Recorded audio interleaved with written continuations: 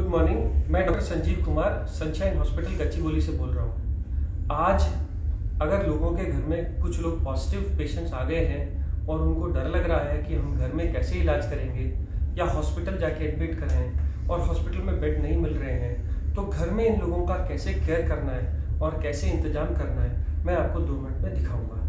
हम अपने घर में 3 सेक्शन बनाएंगे। ये है हमारे घर का पहला सेक्शन।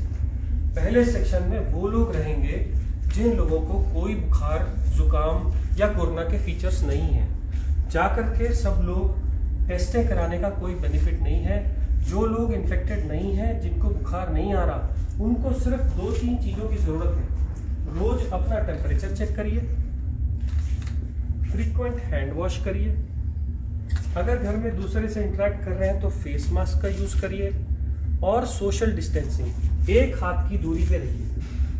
इतने दूरी पे रहने पे कोरोना के फैलने का डर ऑलमोस्ट निल होता है। तो वो सब लोग, जो लोग ठीक हैं, जिन लोगों को फीवर नहीं आया है, वो लोग अपने घर के उस सेक्शन में रहेंगे जिस सेक्शन में दूसरे इन्फेक्टेड लोग नहीं हैं। जिनको फीवर आ गया है और जुकाम, बुखार, खांसी हो रही है, वो लोग घर के दूसरे सेक्शन में रहेंगे।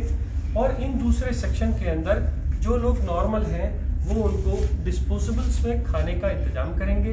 खाने में क्या खाएंगे? खाने में कोई भी वेजिटेरियन फूड, क्योंकि भूख कम हो जाती है, स्मेल कम हो जाती है, इसको आने में 1 महीना लगता है। इन लोगों को लिक्विड डाइट, सूप्स, जूस या ऐसी चीज़ें जो वो लोग खुद मांग रहे हों, सब अलाउड है। खाने में किसी चीज़ की मनाही नहीं है। आपको इसके अलावा क्या इलाज करना है? इन लोगों को बुखार हो सकता है। बुखार वाले लोगों को आपको बुखार की गोली सुबह, दोपहर, शाम देनी है। अगर बच्चे हैं तो यही गोली आधी हो जाएगी। अगर बिल्कुल खाना नहीं खा रहे तो ORS का सोल्यूशन देना है। कुछ लोगों को vitamin B, vitamin C, vitamin D, मैंने प्रिस्क्रिप्शन अपने व्हाट्सएप स्टेटस पे एक प्रिस्क्रिप्शन डाला हुआ है। इस प्रिस्क्रिप्शन को अगर आप प्रिंट करो तो ये कहता है कि आप पहले तो 1, 2 और 3 विटामिन हैं, अगली 2, एक तो फीवर की और जुकाम, बुखार, खांसी और गले दर्द की दवाइयाँ हैं। ये दवाइयाँ आप लीजिए। इस पर्चे से आप ये सिम्टोमेटिक ट्रीटमेंट कर सकते हैं। नॉर्मली कोरोना वायरस एक नॉर्मल सा, माइल्ड सा वायरस है। 99% लोग इससे ठीक हो जाते हैं और उनको कुछ और चीज़ की ज़रूरत नहीं पड़ती। बट 1% लोग जब बीमार होते हैं तो उनका बुखार बहुत तेज हो जाता है। वो लोग खाना खाना छोड़ देते हैं और उनकी ऑक्सीजन सैचुरेशन कम होने लगती है। हैबत होने पे ऐसे लोगों के लिए घर में हम लोग पल्स ऑक्सीमीटर लेके आते हैं। ये पल्स ऑक्सीमीटर हम पेशेंट्स को रोज लगाएंगे। लगाने के बाद, ये कनेक्ट करने के बाद, एक बटन दबाने से पल्स ऑक्सीमीटर ऑन हो जाता है और ऑन होने पे थोड़ी देर वेट करना है। ये आपको पल्स दिखाने लगता है। जब ये पल्स दिखाएगा तभी उस वैल्यू को मानना है। जब ये वैल्यू आ जाएगी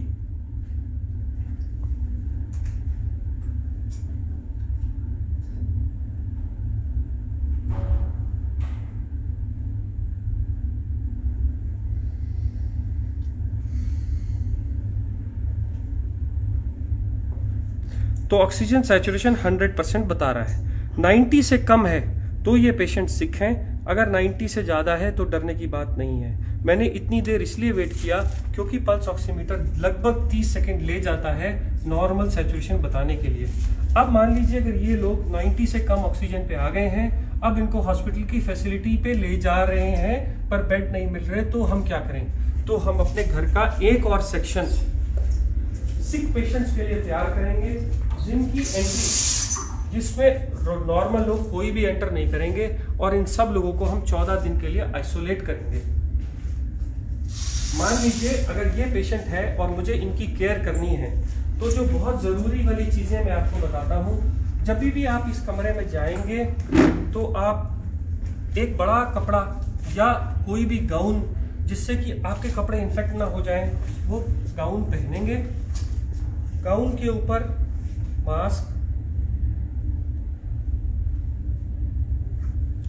गाउन पहन के आपका ये पूरा एरिया कवर हो गया। अब आप इसके ऊपर एक नॉर्मल कोई भी मास्क या N95 मास्क लगा सकते हैं।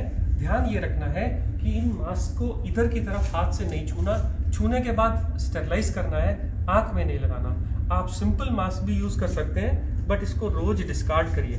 अब क्योंकि ये इन्फेक्टेड जोन है, इसलिए मार्केट में ये प्लास्टिक की बनी शील्ड्स मिलती हैं। इसको अगर आप लगा लेंगे तो आपके सेक्रीशंस बाहर नहीं जाएंगे। ऐसे ही ये मरीज भी मास्क लगाएगा और ये भी शील्ड डालेगा।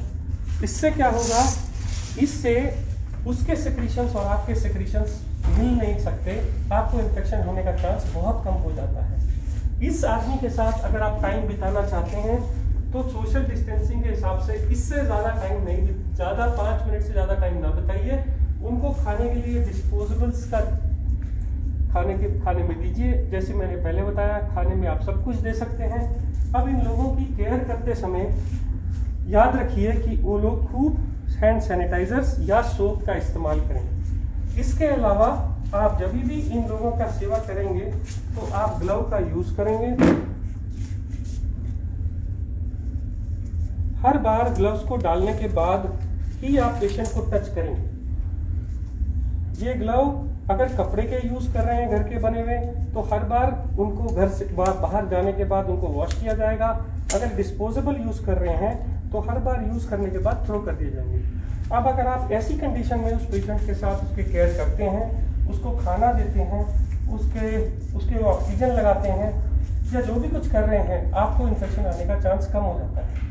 मान लीजिए अब ये पेशेंट का मैंने ऑक्सीजन सैचुरेशन चेक किया और ये 90 से कम था। मैंने पल्स ऑक्सीमीटर लगाया और ये पल्स ऑक्सीमीटर लगा के रहने दिया।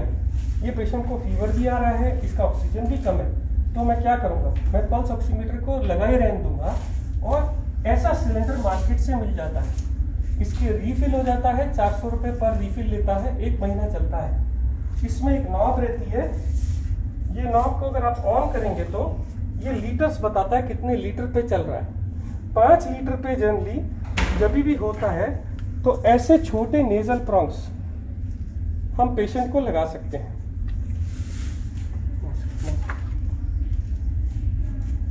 ऐसे नेजल प्रॉन्ग लगा सकते हैं। नेजल प्रॉन्ग लगाने के बाद आप ये पल्स ऑक्सीमीटर की रीडिंग देखिए कितनी आ रही है। अगर ये 90 से ज़्यादा नहीं आ रही और पेशेंट को तभी भी हैबत हो रही है, तो आप ये नेजल प्रॉन्ग हटा के मार्केट से ये बड़े वाला मास्क ला सकते हैं।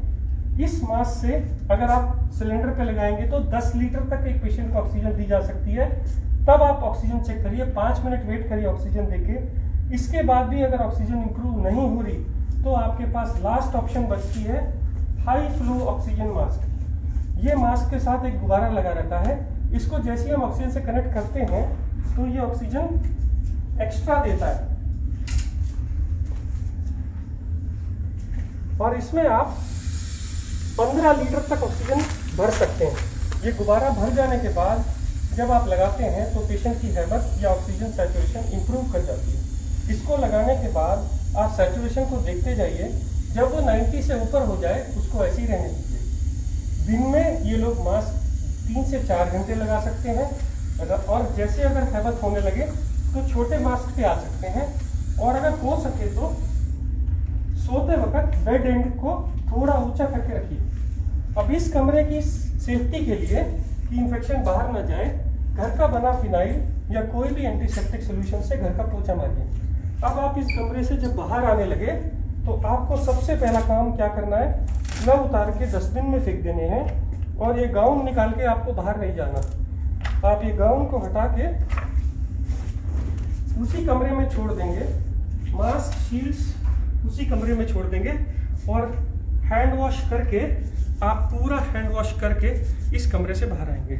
14 दिन तक अगर इन लोगों की ऐसे ही सेवा करी जाए तो ये लोग इम्प्रूव हो जाते हैं। अब इन लोगों की दवाइयों का क्या, मैंने जैसे पहले बताया था, मैंने अपने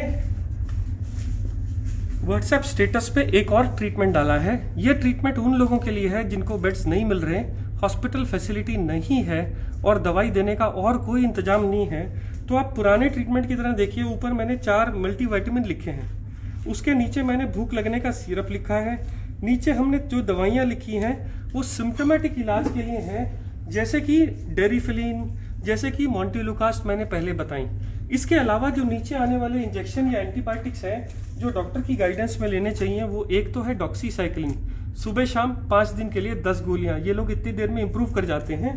और दूसरे हैं 2 इंजेक्शन एक इंजेक्शन है ब्लड थिनर का, क्योंकि कहा गया है कि ऐसे लोगों को क्लॉट्स बन जाते हैं, इसलिए ये इंजेक्शन सुबह शाम देना है डॉक्टर की गाइडेंस में। और एक स्टेरॉइड का इंजेक्शन 10 रुपए का डेक्सामेथासोन, जो दिन में एक बार लगेगा सुबह। अगर ये इंजेक्शन आपके पास में आपके घर का डॉक्टर लगा देता है तो आपको हॉस्पिटल के खर्चे या हॉस्पिटल के बेड अगर नहीं अवेलेबल है तो भी आप इंतजाम कर सकते हैं। कुछ लोग बोलते हैं हमारे पास इंजेक्शन की कोई भी सहूलियत नहीं है, कोई भी डॉक्टर नहीं आ रहा है, तो मैंने एक ब्लड थिनर एपिक्साबैन और एक स्टेरॉइड ओरल मिथाइल प्रेडनिसोलोन भी रखा है। आप इसको भी प्रिस्क्रिप्शन के हिसाब से प्रिंट करके ले सकते हैं। इतना सेटअप अगर आपके घर में है तो ये आईसीयू का काम करेगा।